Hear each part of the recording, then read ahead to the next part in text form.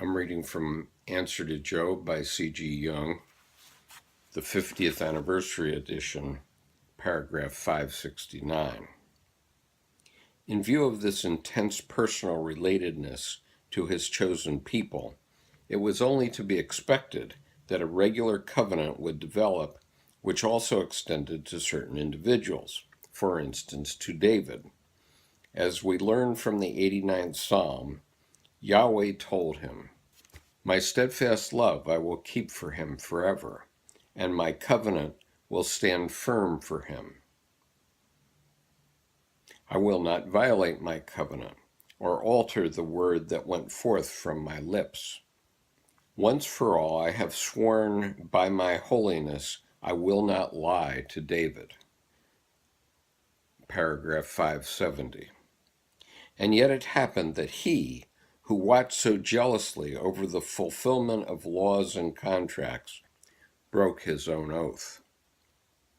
Modern man, with his sensitive conscience, would have felt the black abyss opening and the ground giving way under his feet, for the least he expects of his God is that he should be superior to mortal man in the sense of being better, higher, nobler, but not his superior in the kind of moral flexibility and unreliability that do not jibe even at perjury. Paragraph 571. Of course, one must not tax an archaic God with the requirement of modern ethics. For the people of early antiquity, things were rather different. In their gods there was absolutely everything. They teemed with virtues and vices. Hence they could be punished, put in chains, deceived, stirred up against one another without losing face, or at least not for long. The man of that epoch was so inured to divine inconsistencies that he was not unduly perturbed when they happened. With Yahweh, the case was different because, from quite early on, the personal and moral tie began to play an important part in the religious relationship. In these circumstances, a breach of contract was bound to have an effect not only of a personal, but of a moral injury. One can see this from the way David answers Yahweh. "How long, Lord? Wilt thou hide thyself forever? Shall thy wrath burn like fire? Remember how short my time is. Wherefore hast thou made all men in vain? Lord, where are thy former loving kindnesses, which by thy faithfulness thou didst swear to David?" Paragraph 572. Had this been addressed to a human being, it would have run something like this, quote, "For heaven's sake, man, pull yourself together and stop being such a senseless savage. It is really too grotesque to get into such a rage when it's partly your own fault that the plants won't flourish. You used to be quite reasonable and took good care of the garden you planted instead of trampling it to pieces." Unquote. Paragraph 573. Certainly our interlocutor would never dare to remonstrate with his almighty partner about this breach of contract. He knows only too well that a row he would get into if he were the wretched breaker of the law, because anything else would put him in peril of his life. He must retire to the more exalted plane of reason. In this way, without knowing it or wanting it, he shows himself superior to his divine partner, both intellectually and morally. Yahweh fails to notice that he is being humored, just as little as he understands why he has continually to be praised as just. He makes pressing demands on his people to be praised and propitiated in every possible way for the obvious purpose of keeping him in a good temper at any price. Paragraph 574. The character thus revealed fits a personality who can only convince himself that he exists through his relation to an object. Such dependence on the object is absolute when the subject is totally lacking in self-reflection and therefore has no insight into himself. It is as if he existed only by reason of the fact that he has an object which assures him that he is really there. If Yahweh, as we would expect of a sensible human being, were really conscious of himself, he would, in view of the true facts of the case, at least would have put an end to the panegyrics on his justice. But he is too unconscious to be moral. Morality presupposes consciousness. By this I do not mean to say that Yahweh is imperfect or evil, like a Gnostic demiurge. He is everything in its totality. Therefore, among other things, he is total justice and also its total opposite. At least this is the way he must be conceived if one is to form a unified picture of his character. We must only remember that what we have sketched is no more than an anthropomorphic picture, which is not even particularly easy to visualize. From the way the divine nature expresses itself, we can see that the individual qualities are not adequately related to one another, with the result that they fall apart into mutually contradictory acts. For instance, Yahweh regrets having created human beings, although in his omniscience he must have known all along what would happen to them. Paragraph 575. Footnote: Zachariah 4:10, also the Wisdom of Solomon 1:10, both from the Authorized Version of the Bible. Quote, "For the ear of jealousy heareth all things, and the noise of murmurings is not hid." Unquote. Paragraph 575.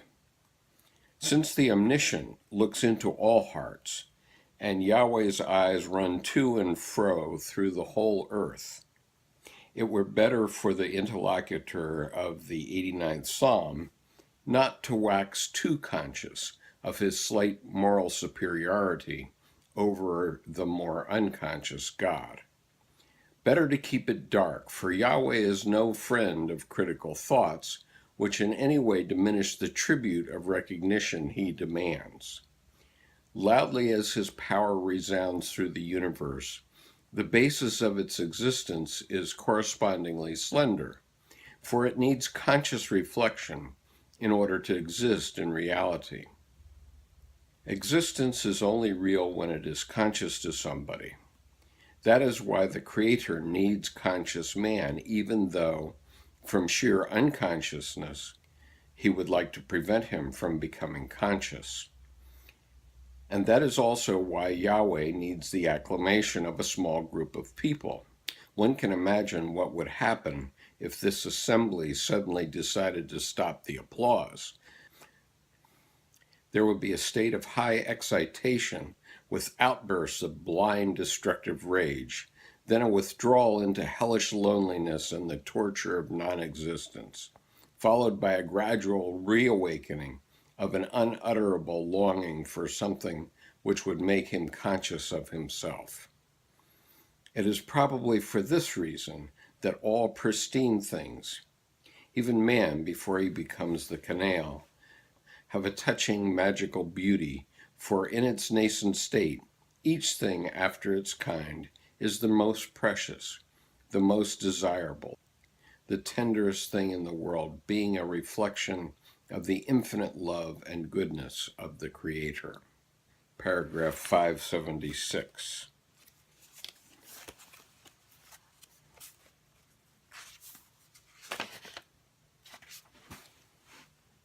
In view of the undoubted frightfulness of divine wrath, and in an age when men still knew what they were talking about when they said, "Fear God," it was only to be expected that man's slight superiority should have remained unconscious.